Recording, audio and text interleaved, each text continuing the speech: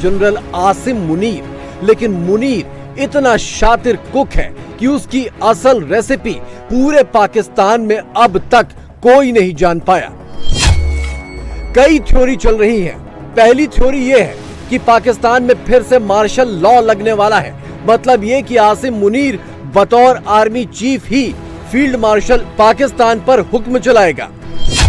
दूसरी थ्योरी यह है कि जनरल मुनीर राष्ट्रपति पद पर कब्जा करने वाला है और सारी ताकत अपने पास रख लेगा। तीसरी थ्योरी यह है कि जनरल मुनीर खुद राष्ट्रपति बनकर मरियम नवाज को पीएम बनाने वाला है और उसी के जरिए हुक्म चलाएगा।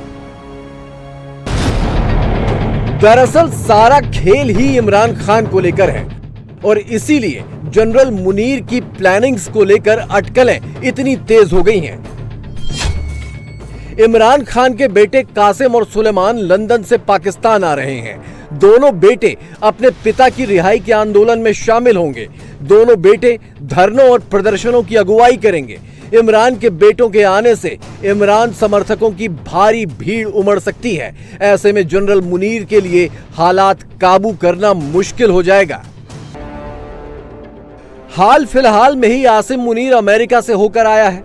पाकिस्तान के फौजी तानाशाहों का अमेरिका से बहुत पुराना याराना है। माना यही जा रहा है कि ईरान बेचने के बदले मुनीर ने अपनी ख्वाहिशें ट्रंप के सामने दिल खोल कर रख दी और ट्रंप ने भी अपने मतलब के लिए मुनीर को खुली छूट दे दी है।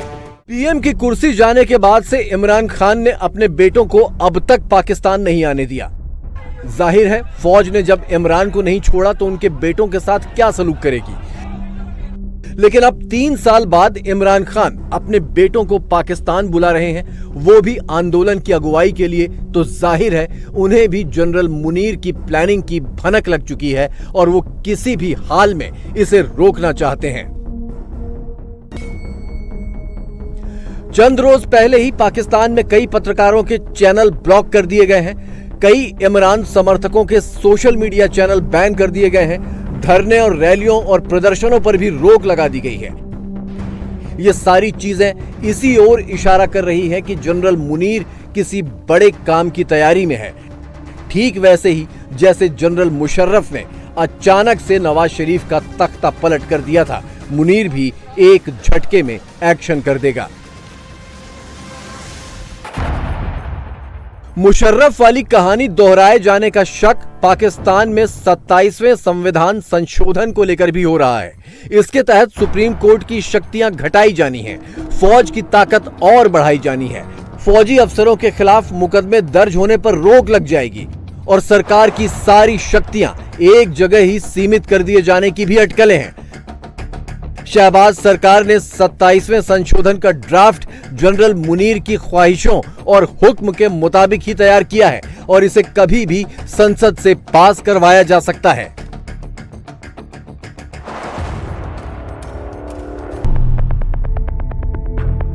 पाकिस्तान में डेमोक्रेसी से बड़ा कोई मजाक नहीं है। अभी तक आसिम मुनीर का साथ दे रहे भुट्टो जरदारी परिवार को भी मुनीर के इरादों की भनक लग चुकी है। हाल ही में एक इंटरव्यू में बिलावल भुट्टो पाकिस्तान के फौजी तानाशाहों पर जमकर बरसे। भुट्टो ने जियाउल हक और मुशर्रफ का नाम भी लिया और इन दोनों जनरलों को पाकिस्तान की बर्बादी का जिम्मेदार बताया। गौर करने वाली बात यह है कि पाकिस्तान में शहबाज सरकार चलाने के लिए अब भुट्टो की जरूरत नहीं रह गई है। बिलावल भुट्टो ने हाल ही में इमरान खान की जेल से रिहाई का समर्थन भी किया है। यानी भुट्टो समझ गए हैं कि उनका पत्ता कटने वाला है, चाहे शहबाज शरीफ पीएम रहे या ना रहे। जनरल मुनीर को डेमोक्रेसी के नाटक में भी भुट्टो की कोई जरूरत नहीं रह गई। लेकिन अगर भुट्टो की पार्टी ने साथ दे दिया तो इमरान की ताकत और बढ़ जाएगी। वो मुनीर के खिलाफ ऐलान जंग पहले ही कर चुके हैं। इमरान समर्थकों को अभी भी उम्मीद है कि वो सड़क पर उतरकर आंदोलन चलाकर धरने देकर इमरान को बाहर निकाल लेंगे और चुनाव करवाकर दोबारा पीएम बना देंगे। इमरान के पास इन सब तौर तरीकों के अलावा और कोई चारा बचा भी नहीं है। आखिरी उम्मीद अमेरिका से थी, लेकिन मुनीर ने ट्रंप से भी सौदा कर लिया। इतना तो तय है कि जनरल मुनीर के लिए पाकिस्तान की सत्ता पर खुल्लम खुल्ला कब्जा जमाना मुशर्रफ की तरह आसान नहीं होगा, क्योंकि इस बार इमरान खान की जिंदगी भी दांव पर लगी है और वो कुछ भी करने को तैयार हैं। मतलब ये कि जंग भीषण होगी और आने वाले दिन पाकिस्तान के लिए बहुत खूंखार साबित होंगे।